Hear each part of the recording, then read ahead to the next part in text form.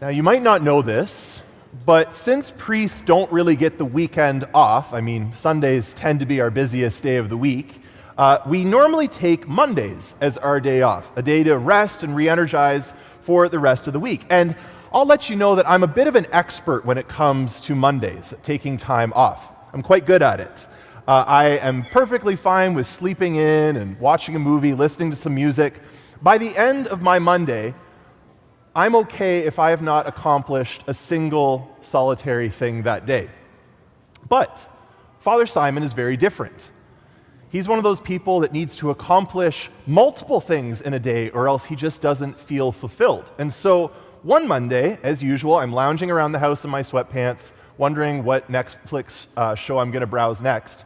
And I hear this clattering coming from downstairs. So I go to investigate.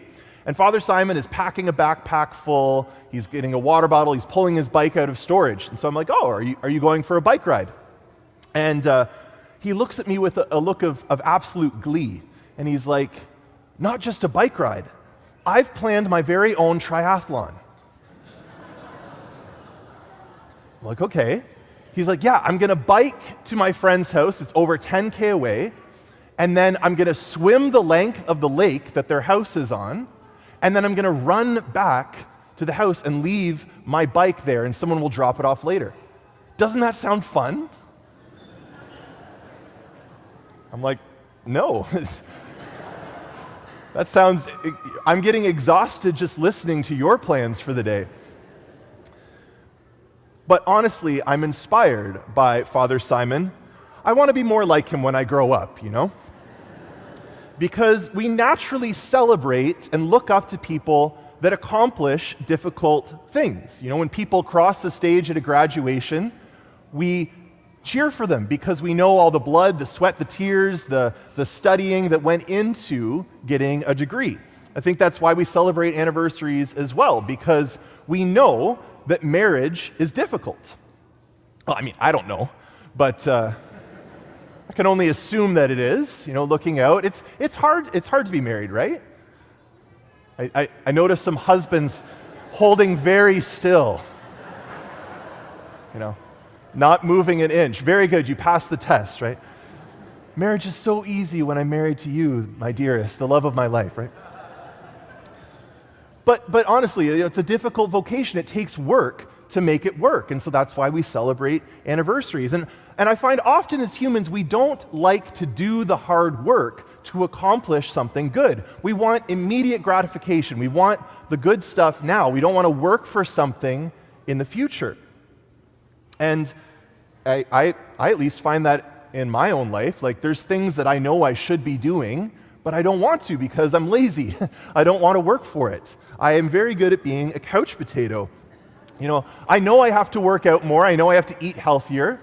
I can't expect results just from doing nothing. It's irrational, and yet, there we go. I don't often do it because I'm lazy. I don't want to.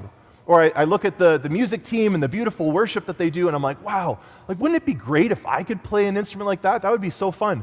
But that doesn't just happen. If you ask any one of them, that took years of practice, years of work. I have a guitar in my room. I never practice. I quit piano when I was a kid because it was too hard, right? We don't want to do the work to become good at something. And it's easy to embrace that temptation to just veg out and keep everything easy. Now, we've been going through this series right now on the 7 deadly sins, and we've been trying to sum up each sin every week in one sentence. So we started off with envy is always sad, then lust is always lonely, greed leaves you poor, gluttony leaves you empty. I don't know about you, but this series seems to go on forever. We're almost on our 7th week next week, and it's starting to sound a little bit like a cheesy campfire song or something, you know?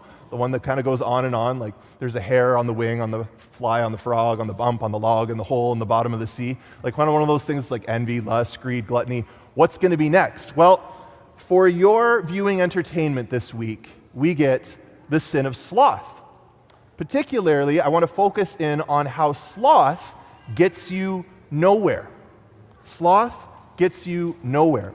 And sloth is one of the deadly sins, and a good working definition of the word sloth, if you haven't heard it before, or if you think it only refers to the cute creature, the sloth, But a sloth is named after this sin because they tend to move very slow. So sloth, the sin of sloth, is a culpable lack of physical or spiritual effort.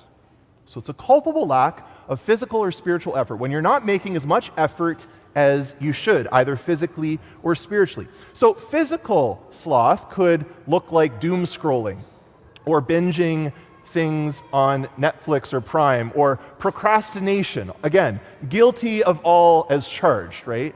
That is no stranger to me. You could say that after years of practice and hard work, I've become an expert at being lazy. But sloth gets you nowhere, because if you never make an effort to achieve anything, you'll never get anywhere. Right? That's what sloth does. But spiritual effort, what does it mean to be slothful spiritually? That could be a little bit harder for us to picture. Well, it could be a lack of energy in pursuing God. It could be, just settling for the bare minimum in my Christian life. And the dangerous thing about sloth is that over time, if we let it, we will gradually just drift away from God altogether, just because of the things that we're not doing, that we're not working at.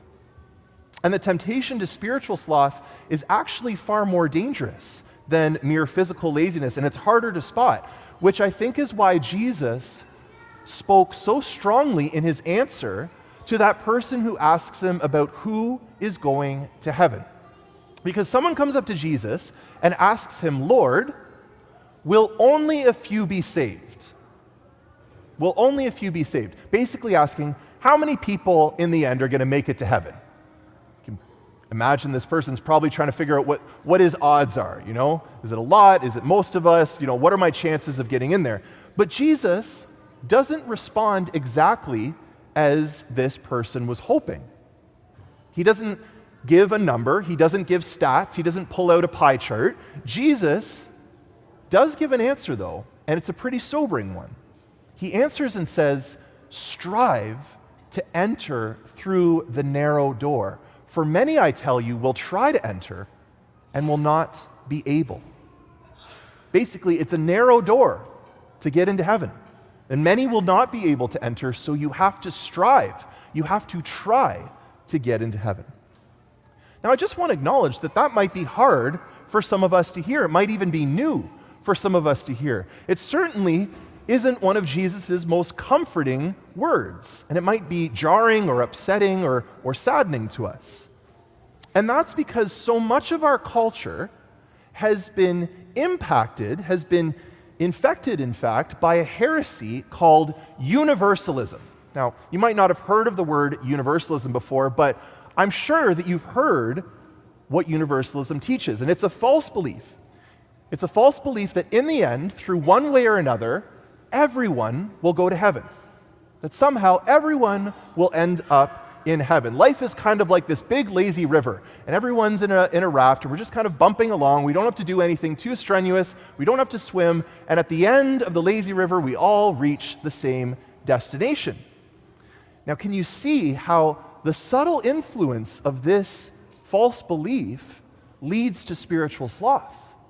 Right? Because, if everyone goes to heaven, then why do I need to try to grow in the spiritual life? Why do I need to work on becoming holy, on drawing closer to God, if we all just end up in heaven anyways? And that's why this kind of sloth is so dangerous. And Jesus actually says exactly the opposite of universalism. He warns again and again that not everyone will go to heaven. In fact, Jesus speaks about hell more than any other person in the Bible. And he lays out this scene. Again, he's speaking to people that have probably eaten with him, that have heard him speaking in their cities and their towns. And he's describing the judgment at the end of time. And he says people will come up to him and say, "We ate and drank with you, and you taught in our streets." But the Lord will say to you, "I do not know where you come from. Go away from me, all you evildoers." It's a pretty sobering thought. Right? If we were to put this in our own words nowadays, maybe we would say, "Lord, I went to church every once in a while, and I prayed grace before meals. That counts as prayer. And I wasn't a bad person." But how heartbreaking it would be to hear Jesus say, "I don't know you. Depart from me." I don't know who you are. This is a very sobering thought to think about. Jesus doesn't want us to just not be bad. He doesn't want us to just do the bare minimum. He wants people that are totally devoted to him, that are just sold out for Jesus, that are willing to do anything it takes to grow in holiness, who are striving for heaven. Because rather than a lazy river, life is more like a real river. And to become a saint, we have to swim upstream. We have to put some effort into going through the narrow door. Now, I don't want you to walk away from this terrified, and I also don't want you to walk away from this thinking that we somehow earn our way into heaven by doing lots of good stuff. But the more good stuff we do will kind of impress God enough that we get to go to heaven. Because that's a whole other heresy that we don't believe in. I'm not going to get into that one. I'll save that for someone else. One heresy a day is more than enough. But Jesus saves us through his cross, through his resurrection. He does all that work. It's only because of him that we're able to go to heaven, through his grace. But we have to respond to that grace. We have to say yes to that grace. And that's where the hard work comes in. But sloth doesn't like hard work. Sloth wants you to sit back and do nothing, because sloth will get you nowhere. And so if heaven is the goal and we want to reach heaven, that means we have to resist sloth. We have to strive to be holy. We have to push ourselves to do hard, uncomfortable things that we don't want to do, but are actually really good for us and bring us closer to God. We have to actively fight against sloth. Been talking about hell enough, I got to put up a sloth with some boxing mitts on to lighten the mood here. But seriously, you have to fight against sloth. You have to actively fight against sloth. That's the only way that we'll be able to overcome it and strive for heaven. And it helps by taking first a small, concrete step, and that step leads to another step. You have to start somewhere. So for instance, if you know, I need to have a daily prayer time. I need to spend time with God every single day. But it's so much easier to just scroll a little bit longer on your phone. Just procrastinate just a little bit longer. Well, that's sloth. And you have to actively fight against it. You have to just make that first step. I'm going to put my phone down. And then I'm going to make another step. I'm going to grab my Bible. And then I'm going to open it. And I'm going to pray, even though I don't want to, because this is good for me and I want to strive for heaven. If you know that you have to go to Mass every single Sunday, but it's so easy to just hit that snooze button and hit it again, and then, well, I'm kind of going to be late at this point. Okay, I'll just catch it up next week. Right? How easy it is. That's sloth. Fight against it. Actively fight against sloth. Turn off that alarm, get out of bed, get breakfast, get in the car, get to church. The only way to fight against sloth is to actually do something and go somewhere. If you're feeling called to serve in the church, God has given you talents to give to the church, to build up his church. But it's so easy to just say, well, I'll just live my own life, I'll do my own thing. That's sloth. Fight against it actively. Say, you know what, I'm gonna sign up, I'm gonna serve in the church. There's no other cure for sloth than to just start doing something. And trust me, it's not easy to break bad habits, sinful habits. I'll let you know when I win against the ones that I'm fighting against, right? It's not easy to build good habits, but we have to start somewhere or else we'll never start at all. And heaven is worth striving for. Trust me, it's not easy to become a saint, but it's so worth it. Heaven is so worth the effort to do it. And so if you want to start striving for heaven, if you want to start actively fighting against sloth, then might I suggest that we start by going over this whole series of the 7 deadly sins and figuring out which sin is doing the most damage in our life and how am I going to actively fight against it. Now, I'm not saying you have to rewatch all of our homilies, because even on 2 times speed, that's a torture that I wouldn't wish on any of you. But, in fact, actually, if you think about it, if you just sit down and binge watch all of our homilies on YouTube, you might just be back in sloth again of just sitting there watching YouTube videos, not actually doing anything, not getting you anywhere. But you have to make it personal. So go over this series in some way and ask God in your prayer time these 2 questions. First, ask God, what is the deadly sin that I am most susceptible to? What's the one sin that's really wreaking some havoc in my life? And then the second question you ask God is, what do I need to do to fight this sin and strive for heaven? Just these two simple questions. And I encourage you to bring your prayer journal into that prayer time and write down what God says. Because trust me, when we come into God's presence and ask Him to speak, He speaks. He's going to have things to say because He wants to help you strive for heaven. So let's say, for instance, you're struggling with gluttony. Another sin that I identify with. I feel like at different points of the week, all 7 of them are temptations for me. But gluttony, okay, let's say God reveals that to you. Okay, this is a sin that is really a struggle in your life. Okay, I'm going to write that down because seeing it on a piece of paper helps it be more concrete. And then you ask God, what do you want me to do to fight against this?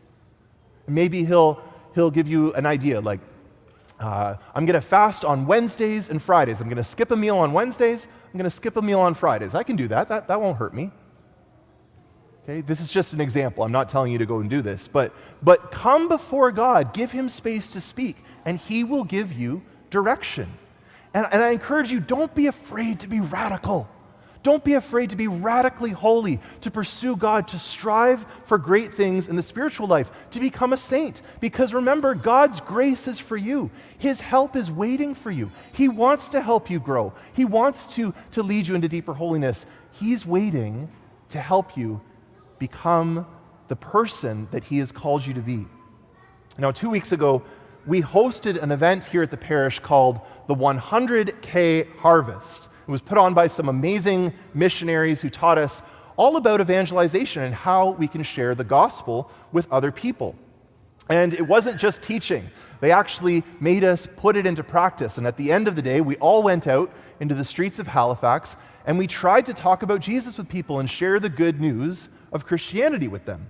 And for a lot of us as Catholics, that's kind of countercultural. That's really scary for us to do, to start a conversation with a complete stranger and try and talk about Jesus and pray with them. That's really hard. But I was so encouraged by the parishioners who came out and strived in this way, that decided to do something that was uncomfortable, that was hard, because they wanted to grow in their faith. And in particular, I was really inspired by 2 teenagers from our youth group called The Rise, Ken and Denise. And I was partnered up with them as we went out street evangelizing, and I was so impressed by them. They were nervous, I could tell. Sometimes they fumbled their words. Sometimes they didn't know what to say, but they went for it. They started conversations there's a picture of them talking with 2 Jehovah's Witnesses about Jesus. Whether we talked with Hindus and Sikhs and atheists, we prayed with people, we shared our testimony, and again, we pushed ourselves to go out of our comfort zone to do something hard but good for the Lord. And the next day at Sunday Mass, Ken, who was altar serving, he's like, I don't think he struggles with sloth at all. Here he is street evangelizing, he's serving in the parish, it's amazing. But Ken told me, yesterday was so amazing. But after the event, Denise and I were walking home, and at a bus stop, we met a Muslim couple. And we started a conversation with them, and we told them about Jesus. And then after the bus stop, we were walking home, we met another Muslim couple. We talked with them about Jesus. Right? It's becoming normal for them. It's bleeding into their life, and I hope it bleeds into the culture. This is the kind of fire, this is the kind of zeal that we need to be completely sold out for Jesus, to hold nothing back, to overcome that temptation, that desire to just sit back and do nothing, because that won't get us anywhere. But to pursue the Lord, to strive for heaven, and to actively fight against that tenacious temptation to sloth that can be so infectious in our life.